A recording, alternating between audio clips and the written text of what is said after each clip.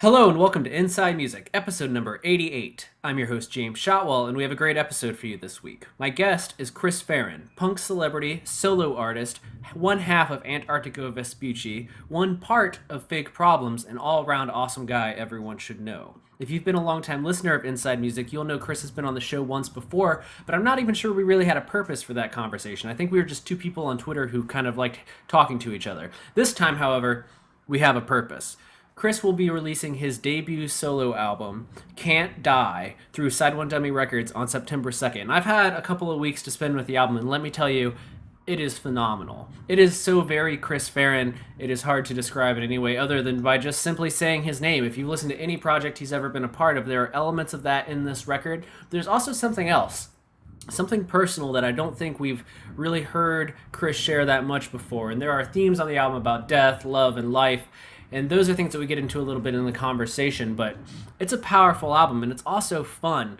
As Chris himself will tell you, he has this habit for writing very fun-sounding music that has sad lyrics or, happy sad songs, so to say. And this record is full of them, and they're all going to be new anthems for you as we head into the last half of 2016.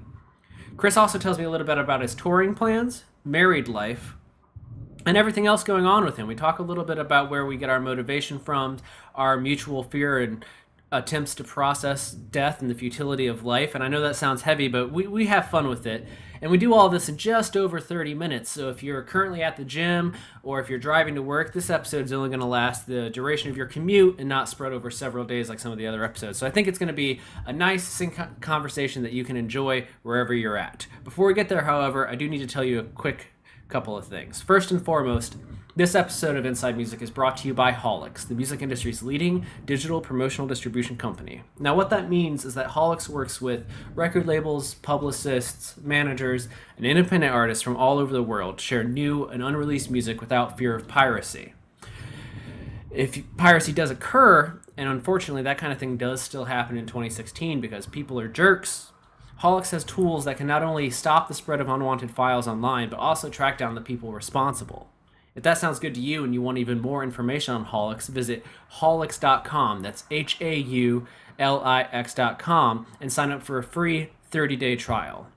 Also, I want to tell you that you should be following the podcast on Twitter. It's at Inside Music Pod or at Inside Music POD.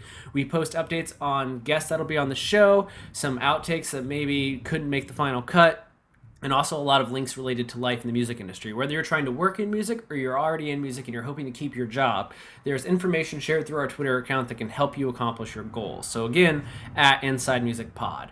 Finally, I'm going to need you to go to a record store. Yes, a real brick-and-mortar record store, unless you live in the middle of nowhere, then the internet is acceptable, and buy a copy of Chris Farren's new album.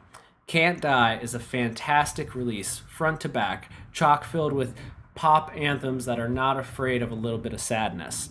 It's an album that you're going to want to tell everyone you know about, and it's a record I really think is going to sound great live. And coincidentally, Chris is heading out on tour with AJJ, another Side One Dummy artist, in the very near future. So those of you that live on the West Coast and East Coast are going to have a chance to see him this fall. But again, Can't Die arrives in stores September 2nd through Side One Dummy Records, and it is going to change your life and for the better, so you don't want to miss out on that. Now right now I'm going to play a little bit of my favorite song off the album, which you can find out more about on holixdaily.com, and then I'm going to get into the conversation with Chris.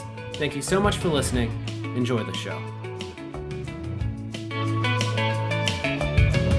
I was so afraid back then I would lose my only friend when you surrendered to the devil that was chasing you around.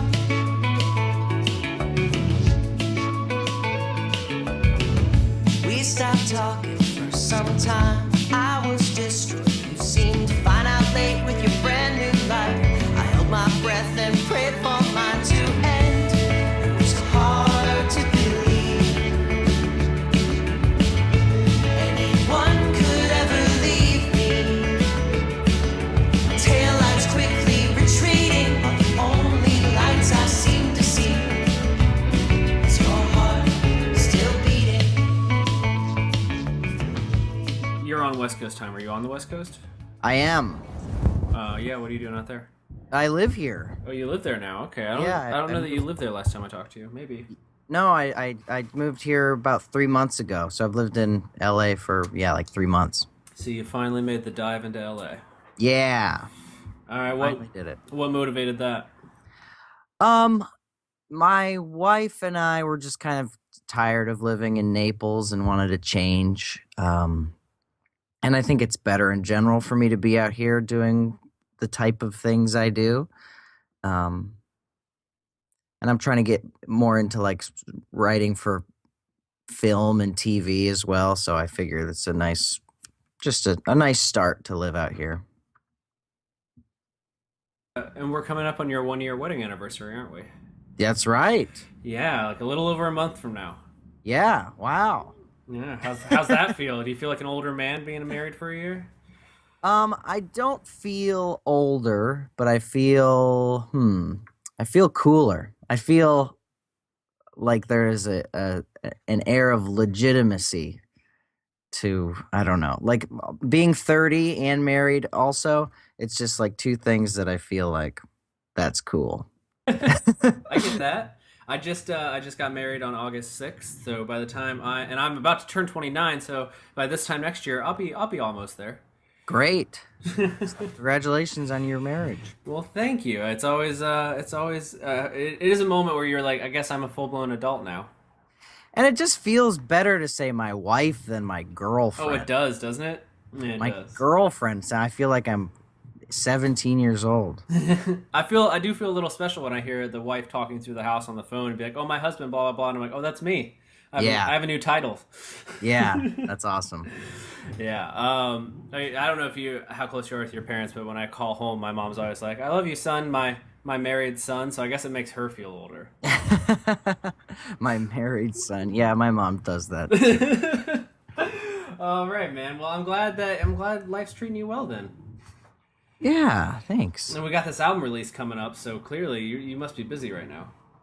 Yeah, I actually am pretty busy, which is kind of an exciting feeling and a little overwhelming because like I yesterday I just said yes to a a bunch more tour dates that's basically going to fill up my entire year. Uh and up until then I had like this AJJ tour that's coming up, but that was pretty much like the main thing I had coming up. And then so now my year is just full and I was like, this is what I want, but also I feel crazy because it's like a lot to take in. Did you expect to be? This is planned though, I'm sure, with the album coming out that you were like expecting to have a lot more come up. Yeah, yeah. And you always hope for more and in your mind you're like, oh, more things need to happen. I want more. And then when they do, it's great for your career, but you're also like, wow, I hope I don't get sick for a single day because I have a lot coming up.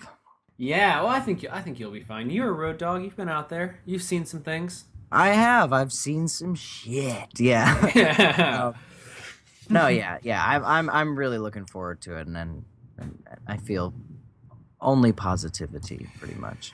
Well, I'm excited for people to hear this record because Jamie let me hear it. I've been helping Substream with their stuff, so I got to hear it back when we were working on the August September issue in like June July. So I've probably spent more time with it than most people have, and I'm excited for the rest of the world to get to it because I'm ready to talk about it. I've been ready to talk about it for a while, and I only have like Jamie. I guess I could reach out to you, but I feel like you're both a little biased.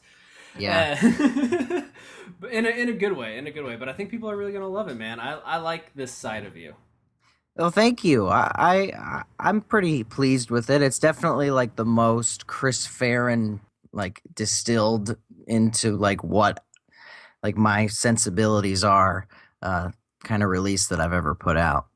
Yeah. So when did the conversation start for this record? Like when did the side one did side one dummy approach you? Did you already have the record you wanted to do, or how did it come together? I recorded the record by myself essentially. I had some friends help me with it, but I kind of self-produced, self-recorded the whole thing. And I, got it finished, I got it mastered, and then I sent it to Side One and asked them if they would be into putting it out, and they pretty much immediately said yes, which was very a weight off my chest. And that's how it kind of started. So basically, I went forward with the record. I was gonna make the record no matter what, and I kind of think that's, in my experience, that's kind of important for if you're looking for a label, for the label to see that you're gonna do something no matter what. But it'd be great to have their help. But if they can't help you, you're still gonna be, doing this. Um, so that's kind of the mindset I went in with it. Like, I'm gonna do this no matter what. It'd be great if Side One was involved, but if not, I can figure it out. So was Can't I just that was the plan for this last half of 2016 all along, or no matter what came of it? Yeah. Oh, for sure. Yeah, I was wondering because you kind of have your hand in so many different pots. You never know what band you're going to be like. This is the next thing I'm doing. So when this came up, I was like, I wonder if this was always the plan, or if it was like I got to put something else on pause to do the solo record, or how it came together. No, yeah, this was the solo record was always the plan. Like, Fake Problems, we're not really an active band anymore. We might do stuff in the future, but nothing planned right now. So I knew that was kind of off the table. And then Antarctica Vespucci is, more a fun thing that Jeff and I do than like a career type venture. Um, just simply because, I have my own things going on and Jeff has his own things going on that are each obviously like the main focus.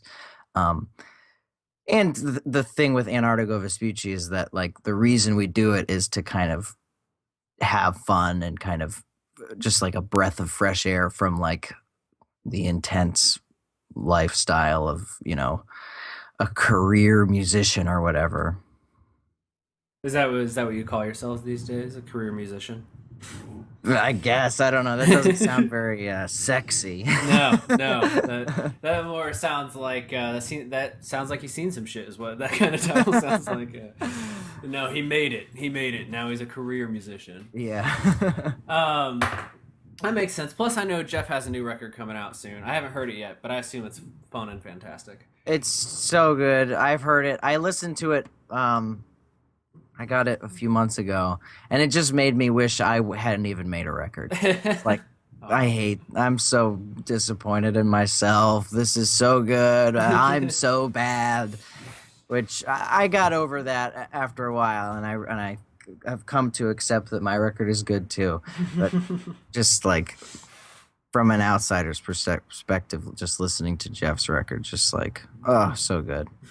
Now, when I was reading through the press release Jamie was sending out with everything, and it said that Can't Die was at least partially kind of influenced by Coconut Records, which made my day because I feel like not enough people know of Coconut Records still. So good. So good. The best freaking records. I wish he would make more. Same. That's really all I can say is I wish there were more. I know. Those records are so cool. Yeah. I mean, just like from the idea that he kind of like, he just kind of scrapped them together like on his own, which is kind of appealing to me because that's basically exactly what I did. And then just like the pop sensibility of those songs is just so good. Yeah, I feel like there's something about those albums that hits the world of pop in a way that you don't expect those kind of homemade solo records essentially to do. Like you kind of be a little bit more kind of about himself or things he's going through, and there is elements of that, but it's just so catchy.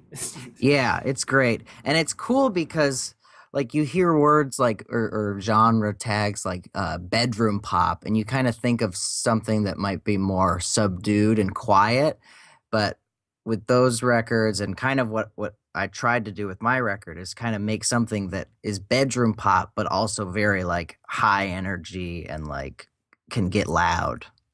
I like that phrase. I like bedroom pop. Maybe that's album number 2 title for you. Yeah, that's good. Chris Farren's bedroom pop. I can see the marketing. There's a lot of silk involved. Yeah, just me laying in bed. Silk robes, silk sheets. Yes. So when did you just settle on Can't Die as the title? Before I made the record. Yeah, you just thought it was fun? Yeah, I thought it was like the funniest thing I could ever name something. It was just one of those things like it's always happens where I just don't have a title for something. until I do, and then it's no matter what, that's what the title is. It's I never have like these things where I'm like, maybe I'll call it this, maybe I'll call it this. It's always like I have no idea what I'm gonna call it, and then one day it hits me, and I'm like, that's exactly what I'm gonna call it. Nobody's talking me out of it. So, did you have any songs written at that point? I probably had the last track, Until I Can See the Light, written. That was the first song I wrote for the Wow, record. that's to settle on "Can't Die" with that song written is is kind of hilarious in its own right. I know. The most somber, sad song on the album, and the fun title. Yeah. Well, I wanted to get there, so let's start there because I really think that's I like the entire record. I have other songs that I might like more, but that one really stands out as something that's a little bit different than what we've heard from you in the past. So where did that song come from? Um, Musically, it came from I was on tour with Brian Fallon, or I was on tour with the Gaslight Anthem in Australia, and Brian showed me this guy Gregory Alan Isaacoff, I think is the right way to Yeah. say that, and he's just got a really cool, subdued type of record, and I just wanted to write a song that kind of sounded like that, and so that's kind of where it came from musically, but then lyrically. Um, this I've some people have died in my life, and also um just like things that have affected me. uh this guy, this comedian, very funny comedian writer, Harris Whittles, who I did not know at all, but I was just a really big fan of. He's like on podcasts all the time, and he's just like, he was one of the funniest people of all time. He died last year at some point, and it like hit me really hard for some reason. It was so bizarre to me that kind of like essentially a celebrity's death could like affect me in that way. Um, I think he was kind of the same age as me, and I related to him, about a lot of things. Um, but yeah, that just hit me really hard, and that's kind of like the genesis of where this when I started writing the song came from. Uh, and then I kind of, as I was kind of processing those emotions, I was thinking about some other people who have died in my life, and kind of just reflecting on just the way things die. Basically, I think there's a little bit of like, you know. Uh, it sounds dramatic to say, especially in the context of this song, but like there's a little bit in there about like kind of the death of the death or the putting to rest of Fake Problems, my old band, and just kind of processing those emotions. And not really, I don't really have like any like definitive answer of like, now I know this and everything's okay. It's more just like, this is just like a reflection on these feelings. Oh, they say. I was just talking to someone the other day, and they said, the only unavoidable things in life is humor and death, and if you work really hard, you can avoid humor. Which I think is true. So I get that. And it is weird when I sometimes retroactively feel sad about celebrity deaths, like people I never know, like the people sometimes I find myself being really influenced by somebody, and then I find out that they're dead, and then I'm like, oh. And I feel like a sadness, like I'm retroactively mourning their loss. Yeah, it's a weird thing that how that connection kind of forms between you and someone you don't know in that way. I know. You see the likeness, and you're like, well, crap, they couldn't avoid it. Yeah, totally. And now I have this album, Can't Die, but like, crap, I'm probably gonna have to. I'm gonna have to. Yeah. Do you think you consciously wrote so many songs that kind of at least touch on or ruminate around the idea of death after setting the title "It Can't Die," or did that just kind of happen? Because Still Beating also kind of gets into that. Um, I don't think I was consciously doing it, but I think if you look at any song I've ever written, this just kind of comes up. I tend to think about death sometimes. Yeah. Well, I mean, it's a constant process, right? You're never really like, okay, I'm over it. I've got it. I'm set. Right. Yeah. Like when I turned, I think it was like 25, I had like a crazy hard time dealing with the idea of death, and I kind of just had to, over like the course of many months, had to basically just talk myself out of it. Just be like, you have to stop freaking out about this because you can't do anything about it. Yeah, yeah.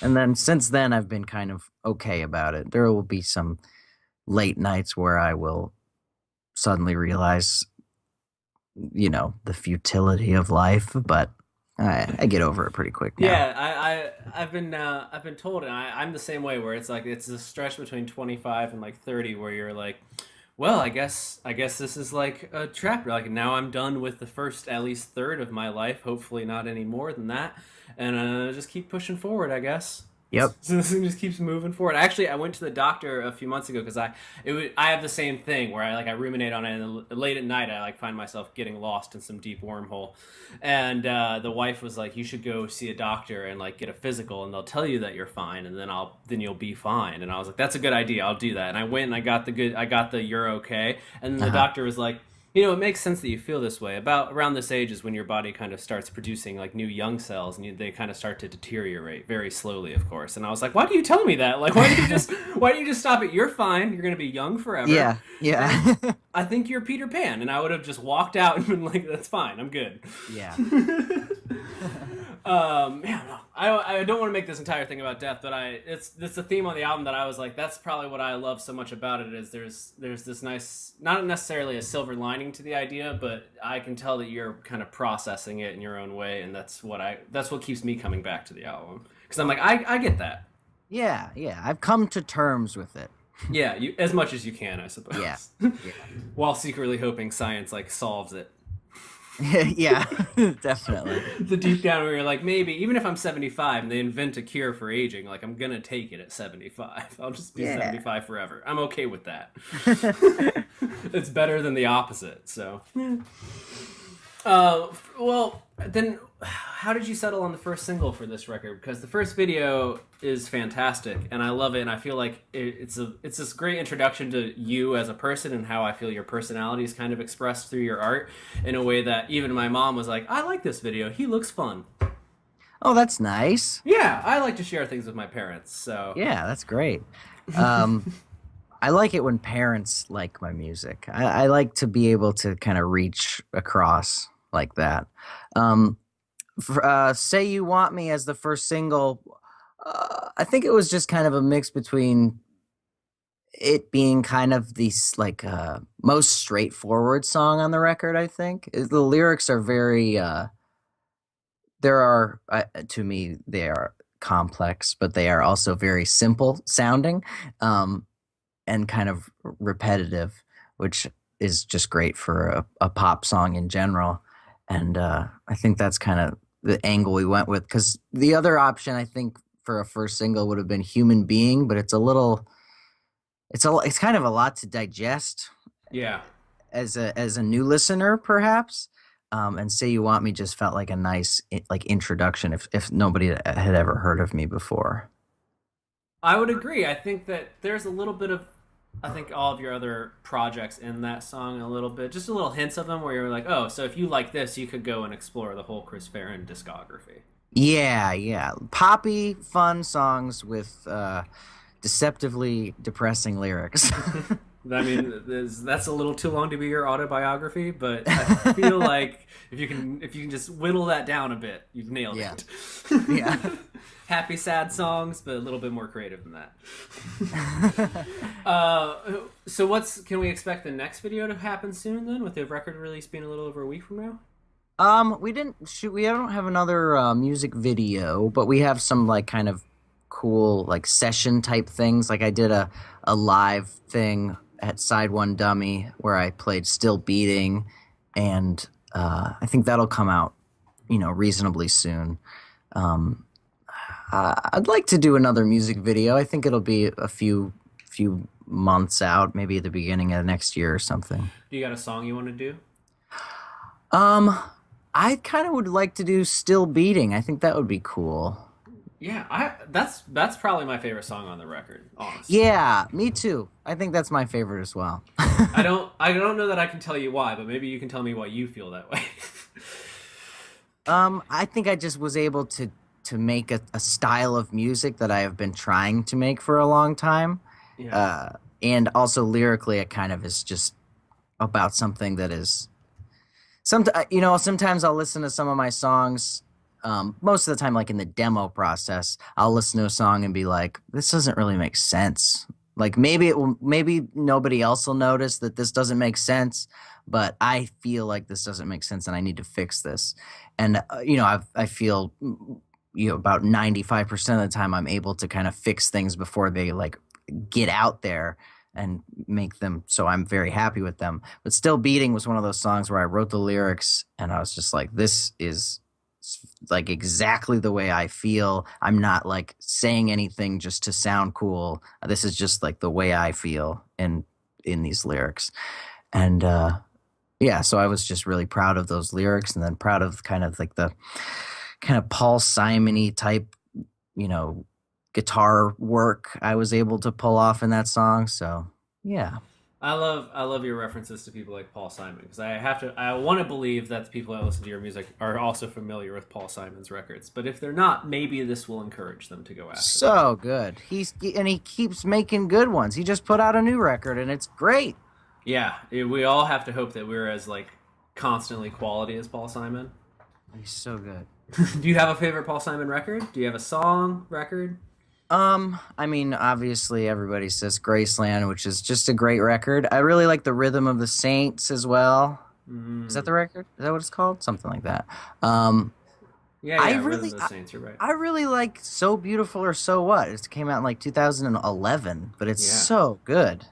No, I like the later releases too, or the more recent releases, however you want to say it. But I think that, because in that it's like he's passed into like legendary status, where it's like, how do you even do this at this point? Like, you keep coming up with ideas that are this quality after 100 songs already out. You know what I mean? And also you have to remember 80% of the people who are his age and his status don't even make new records. They're just like, I'll just tour and it's fine. Yeah. But Paul Simon's like, no, I make records. This is like what I do. Like him and Neil Young are so cool because they just keep making records and are not like they are. I mean, they are, I guess, legacy acts in a way, but they don't. I don't think they view themselves like that, and they want to make art, like new art. Yeah, I mean, and Simon's 4 years older than Neil Young. He's 74. Woo! Ooh, yeah, right? It's like, feels like a lifetime away. That's more than double your age, and my age for that matter. Like, that's crazy.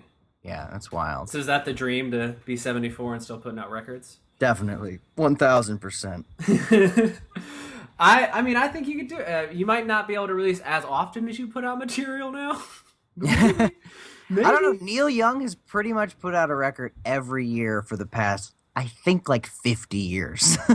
It is true. It's true. And I think he had, in 2012, he did 2 records, if I'm not mistaken. So, like, he's putting them out. Yeah, it's incredible.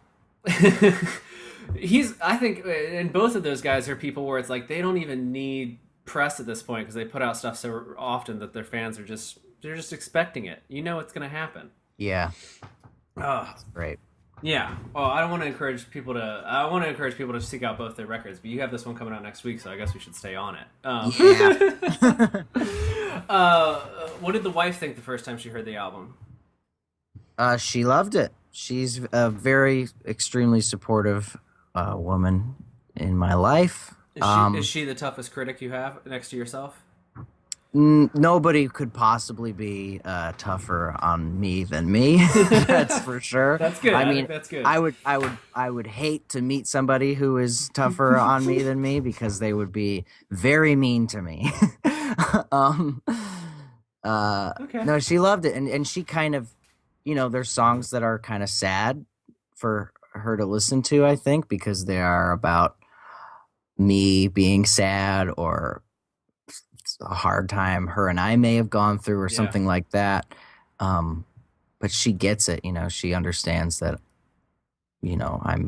that's kind of the way I process things and deal with them. And I would never kind of put something out into the world that I would feel didn't honor her or our relationship in some way. I think that's kind of something I've learned as I've grown older, that I I can write about whatever I want, but also just to be respectful of other people's kind of privacy and their side of the story. So I think in my songs, that's kind of a way I've evolved, is kind of be a little more, I guess, respectful is the only thing I can think of. I definitely don't hold anything back, but it's definitely something that I think of when I'm writing. It's just like, you can't put somebody else's feelings out there like this without, at least putting some consideration into it. Yeah, well, I mean, you're sharing, it's your narrative, but it involves other people's stories, and they know people who know that they know you, and Right. even if it's yeah, even if it's big metaphor, like people can usually see between the lines. For sure. No, I get that. I do agree that that's something. I think that's one of those things that anyone that marries a creative person, that's like part of the package. Is it's like, well, I'm going to find a way to share our innermost moments, our most intimate moments with the world in my way. So like, I'm sorry in advance. Yeah, exactly. Yeah, totally. Something that most people never have to deal with, where they're like, we had a fight, and then everyone lets it go, and then you date someone creative, and it's like, we had a fight. I hope it doesn't become a book. Like, I know. And then your audience is kind of, what I try to do is make it so it doesn't seem like I'm saying I'm in. This is kind of an abstract topic at this point, because I don't think there's anything in the record that's like about a fight we had. But in general, I would try to, when I write about it, not make it so the audience is automatically on my side, exactly. and then is like against somebody that they don't know that they're their side of the story. No, I think that's the best way to approach it. If you take the approach of like, I was wrong, then you're asking for trouble in the personal life. I mean, the fans can think whatever they want, but then you have to go home at some point. Yeah, that's true. Yeah, I've been on that side. Even being a smart ass on Twitter, I've learned that lesson once or twice. Yeah. So let me ask you this: what's for you, like, the record's done? Clearly, you're a fan of it, and the people around you are a fan of it. So, like, are there goals that you have set for the album, like personal goals, where you're like, I hope that I do this or that it opens this door? Like, what do you hope comes of this release process? I think there's little things, like I just, I would love to be on tour a whole lot, which is already kind of a goal achieved, it seems. And I really would like to start having, I think next year my goal is to kind of have like headline shows, like my own shows that kind of go well. Like I've done headline shows and headline tours with my other bands in the past, and they've always gone pretty well. But it's kind of always been something where I'm mindful of, just because getting on support tours is really fun, and you get to play to huge audiences that are not yours. But I think my next kind of like my goal, my next hurdle to cross is just have like my own headline shows that are like sustainable and good, so I don't have to rely on the idea of a heavenly support tour coming down and blessing me with 3 months of work or something like that, so there's that. And then I'm just happy that this record is done, so I can make a new one and kind of learn from the mistakes and things I maybe feel like I succeeded at in the record, and kind of try to expand on those in the next one. It's so fun to think about, so fun and daunting to think about what my next record might be. Yeah, and you've kind of set a trend of putting out a record pretty frequently. So, I mean, I know it's almost the end of 2016, but you've got to be thinking, like, what am I going to create in 2017? Totally. So, yeah, I mean, we've already, Jeff Rosenstock and I have already talked a bunch about making another Antarctica record. So that's on my mind. And then also on my mind is just making another Chris Farren record. But so obviously the Jeff Chris Antarctica tour has to be the thing. That would be so cool. I don't know how you would. I mean, maybe each night a different project headlines. I don't know how it works out. Maybe just all share the stage the entire night. All just you guys on stage the whole night. Just swap off turns. Yeah, I mean, Jeff's no stranger to that. He's the last like 5 tours that he's done, he's been in pretty much every band. I think. He's a prolific guy. He's busy. He's incredible.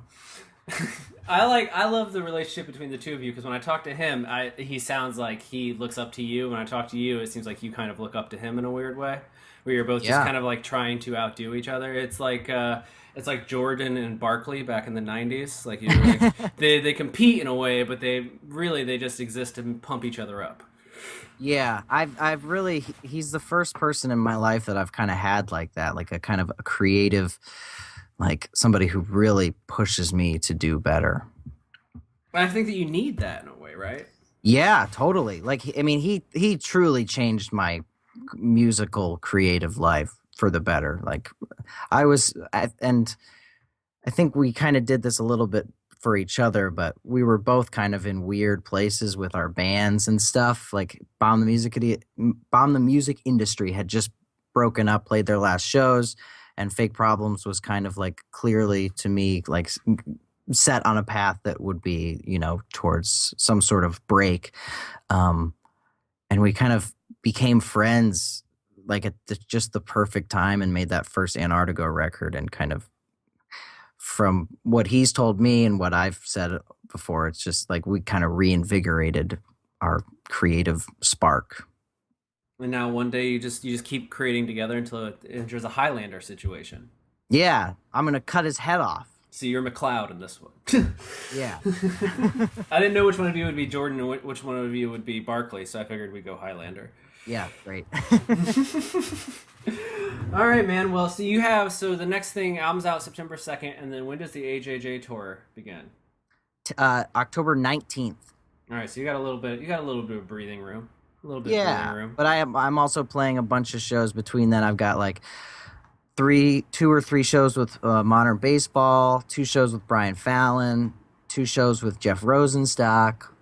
So I'm sticking pretty busy around that time. Mostly on the West Coast, right? Yes. And then AJJ kind of brings you back out into the States. Right, that's a lot of East Coast stuff, yeah. Yeah, and here I am in Minneapolis now, no longer in Boston, so I just have to wait. Ah, darn. For that middle of the U.S. tour. Yeah, it'll happen. It'll happen. You're on the road like over 100 days a year usually. I think you'll get here. Yeah. I just tell myself that eventually.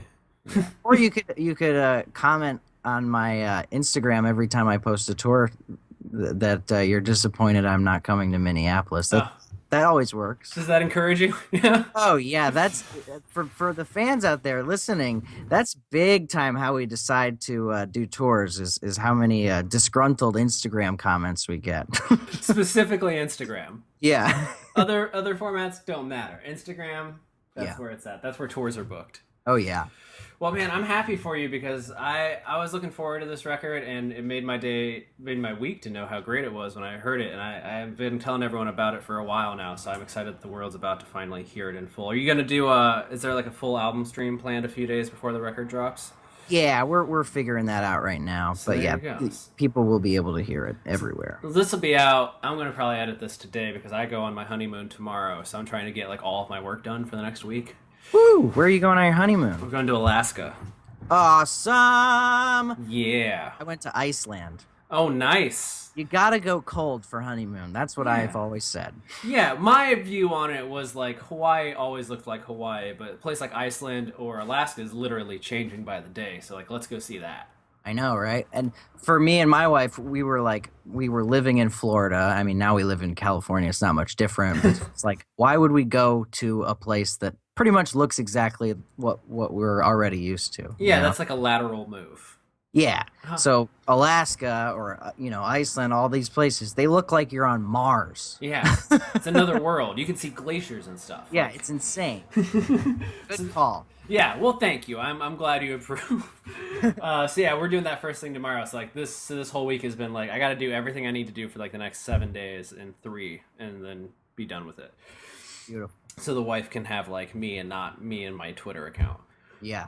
Yeah, it's gonna be tough. But I'm hoping I'll see you soon this fall, man. I love the record, and thank you so much for taking time to be on the show. Where you're the second. Not a lot of people have done the show twice. We are at episode 88, and I think your last one was like 26. So it's Awesome. It's nice. It's been like 60, been like a year. So it's good. It's about time. Nice. So next Thanks. August, we'll do this again. I'll be there. I'm in. We'll I'll talk- remember exactly what time too. Yeah, we'll switch notes. We'll do, we'll do 2 years of marriage versus 1 year of marriage. You can reflect back and tell me everything you've learned. I can tell you all about my messy divorce. Man, hopefully she doesn't listen to Inside Music. You're gonna get home and this is gonna be one of those situations. She'll be like, "No, it was a metaphor. It was a metaphor." Oh man, well I wish you the best. I hope this record is as successful as it deserves to be because you did a great job. Thank you so much. I really appreciate that, James. And we'll talk on Twitter. So yeah, we'll hang out via the internet soon. I love it. All right, thanks, man. All right, talk to you later. Bye. Bye.